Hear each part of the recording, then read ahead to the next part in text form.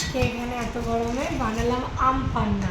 আমটাকে এখানে সিদ্ধ করে নিয়েছি, সিদ্ধ করে তারপরে ওর সমস্ত শাঁসগুলো বের করে নিয়ে পুদিনা দিয়েছি, একটু চিনি দিয়েছি, একটু বিট নুন দিয়েছি, আর সে সঙ্গে কয়েকটা পালস চকলেটকে গুঁড়ো করে দিলাম। আমাদেরটা ঠান্ডা, বেটিমেটে একটু কম ঠান্ডা, তাই বাইরে রেখেছিলাম, এনে দেখতে কেমন হয়েছে।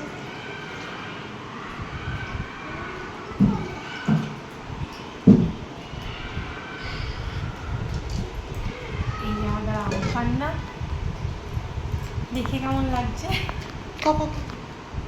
এবার তুমি খেয়ে বলতে পারো। তুমি খাও। দাও দাও, আমি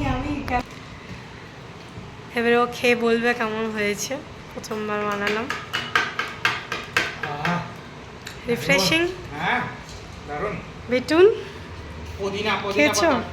পাতা। আমি এবারে খেয়ে দেখি। বেশ ভালো লাগছে।